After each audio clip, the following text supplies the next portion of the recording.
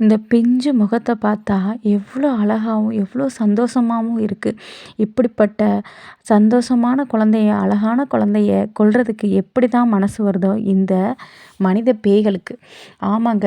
இப்போ கூட ஒரு ஒரு நாளா ரொம்ப இதா போயிட்டுருக்கு பார்த்தீங்களா? தூத்துக்குடியில கோவில்பட்டி அப்படின்ற ஊர்ல இந்த பையன கொலை பண்ணிட்டாங்க, இந்த குழந்தைய. அதாவது என்ன அப்படின்னா, அவங்க அப்பா கட்டிட தொழிலாளி. கார்த்திக் முருகேசன். அவங்க அம்மா பேரு அ பாலசுந்தரி. அவங்க தீப்பெட்டி தொழிற்சாலையில வேலை செய்றாங்க. இவங்களுக்கு 2 பையன்ங்க.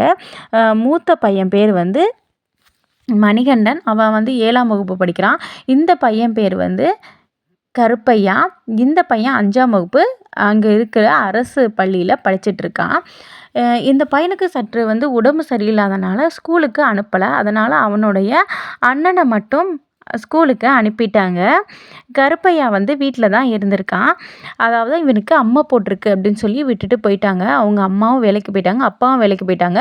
அப்பா என்ன பண்ணியிருக்கான் அப்படின்னா, அவங்க பாட்டி தான் துணைக்கு இருப்பாங்களாம். அவங்க பாட்டிக்கு ஒரு 9 மணி போல் வீட்டில் காலையில் நேற்று முந்தா நாள் நைட்டு கால் பண்ணியிருக்கான். கால் பண்ணி வர சொல்லியிருக்கான். அவங்க பாட்டி 10 மணிக்குள்ளே வந்துட்டாங்க. வந்து பார்த்தா பிள்ளைய காணல.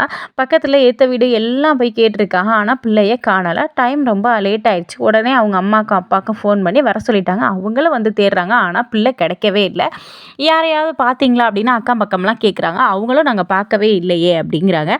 என்ன பண்ணுறதுனே தெரியல. உடனே போலீஸில் கம்ப்ளைண்ட் பண்ணுங்க அப்படின்னு சொல்லிட்டாங்க. சரி, போலீஸில் கம்ப்ளைண்ட்டும் கொடுத்துட்டாங்க. போலீஸில் அங்கே உடனே விரைந்து வந்திருக்காங்க. அக்கம் பக்கம் எல்லா பக்கமும் பார்த்துருக்காங்க. இல்லவே இல்லை. எல்லா பக்கம் தேடினா அது பக்கத்தில் இருந்த கேமரா சிசிடிவி செக் பண்ணியிருக்காங்க. ஆனால் அந்த பையன் வெளியில் போனதுக்கான ஒரு அறிகுறி கூட இல்லை. ஏன்னா அந்த பையன் அந்த தெருவை விட்டு வெளியிலே போகலை. உள்ளே தான் இருந்திருக்கு. அந்த குழந்தையை காணோன்னு எங்கெங்கே தேடிருக்கான். ஆனால் கடைசி வரைக்கும் கிடைக்கல. நைட்டு 6, 7, 8 மணி கூட ஆயிடுச்சு, கிடைக்கல. விடிய காலையில் ஒரு 5 மணி போல் ஒரு அலற சத்தம். டம்முன்னு குழந்தை விழுந்த மாதிரி ஒரு சவுண்டு. பக்கத்து வீட்டு மாடியிலேருந்து அலறாக. என்னடான்னு போய் உங்கள் மகன் தான் இங்கே கிடக்குறான் அப்படின்னு சொன்னோன்னா அந்த தாய் போய் பார்த்துருக்காங்க. போய் பார்த்தா அந்த குழந்தை பேச்சு மூச்சு இல்லாமல் லைட்டாக சிறு சிறு காயங்களோட அந்த பையன் கருப்பையா கிடந்திருக்கான். உடனே மாடியிலேருந்து அப்படியே தூக்கிட்டு வந்திருக்காங்க. போலீஸும் வந்துட்டாங்க. தூக்கிட்டு அங்கே இருக்கிற அரசு மருத்துவமனைக்கு, அதாவது மருத்துவக் கல்லூரி மருத்துவமனைக்கு பிரேத பரிசோதனைக்காக அனுப்பியிருக்காங்க. மெடிக்கலுக்காக அனுப்பியிருக்காங்க, ட்ரீட்மெண்ட்டுக்காக. அங்கே பார்த்ததில் ஹாஸ்பிட்டலில் டாக்டர்ஸ் சொல்லிட்டாங்க, 6 மணி நேரம் ஆயிடுச்சு இந்த குழந்தை இறந்து, அதனால் ஒன்றும் பண்ண முடியாது அப்படின்னு சொல்லிட்டாங்க. எப்படி இறந்தா என்ன அப்படின்னு தெரியல. அதாவது அந்த பையனுடைய உடம்பு பகுதியில் எதுலேயுமே அவ்வளவா காயங்கள் இல்லை. அவனுடைய ஆசனவாய் பகுதியிலையும் கன்னத்துலேயும் லைட்டாக கீறல் மட்டும்தான் இருந்துச்சான். மற்றபடி அவனுக்கு காயங்கள் எதுவுமே இல்லை. என்ன அப்படின்னா, அந்த பையன் 1 பவுன் தங்க செயின் போட்டிருந்துருக்கான். அதனால தான் கடத்தினாங்களா, இல்லை அந்த குழந்தைய ஓரின சேர்க்கை அந்த மாதிரி செய்கிறதுக்காக கடத்தினாங்களா, எதுக்கு என்னன்னு தெரியல. ஆனால் அந்த குழந்தை போட்டிருந்தா செயினும் காணோம்.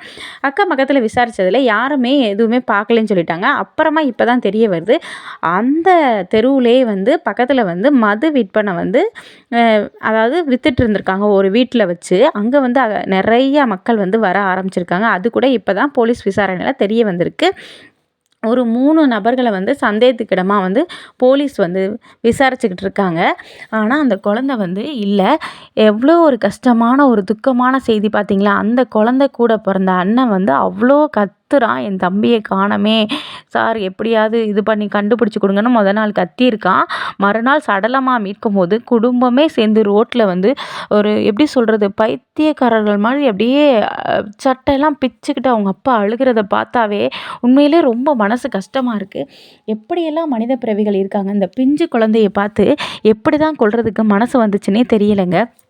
அவ்வளோ ஒரு அழகாகவும் ஸ்கூல்லே ரொம்ப துருதுருன்னு இருக்கக்கூடிய பையனா. அவனுடைய ஆசிரியர்கள் கூட சொல்லியிருக்காங்க, அவ்வளோ டேலண்டான பையன், அவ்வளோ துருதுருன்னு இருக்கக்கூடிய பையன்.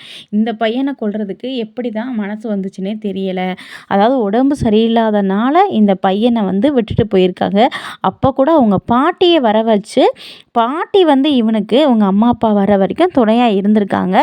ஒரு 5 நிமிஷத்துக்கு முன்னால உங்க அம்மா அப்பா வேலைக்கு போனதுனால பாட்டியும் வந்துட்டாங்க. வந்து பார்த்ததுல காணோம். இவங்க வீட்டு பக்கத்துல ஒரு சின்னதா ஒரு சந்து மாதிரி மாடி போகுது. அந்த படி வழியா தான் ஏறி இந்த குழந்தைய தூக்கி போட்டிருக்காங்க பக்கத்து வீட்டு மாடியில. ஆனா மொத நாள் ஃபுல்லா தேடும்போது இந்த குழந்தை அந்த மாடியில இல்லவே இல்லையாம். ஆனா விடிய காலையில 5 மணிக்குள்ள பக்கத்துல இருந்து தான் யாரோ இந்த வேலையை செஞ்சு தூக்கி போட்டிருக்காங்க.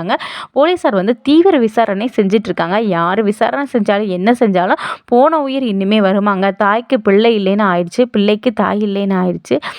அப்ப இந்த மாதிரி ஒரு குற்றங்களை செய்கிறவங்கள கண்டிப்பா வந்து அரசு வந்து தக்க நடவடிக்கை எடுக்கணுங்க. இந்த மாதிரி நிறைய தொடர்ந்து நடந்துக்கிட்டே தான் இருக்குது. தூத்துக்குடியில ஏற்கனவே ஒரு கொலை வழக்கும் நடந்திருக்கு. நிறைய நடந்துக்கிட்டே தூத்துக்குடின்னு இல்லைங்க, நிறைய ஊர்கள் இந்த மாதிரி நடந்துகிட்ருக்கு. பிஞ்சு குழந்தைகளை இப்படிலாம் பழி வாங்குறாங்க. ஒரு தாய் தகப்பனை பழி வாங்கணும் அப்படின்றதுக்காக கூட இப்படியும் செய்கிறாங்க.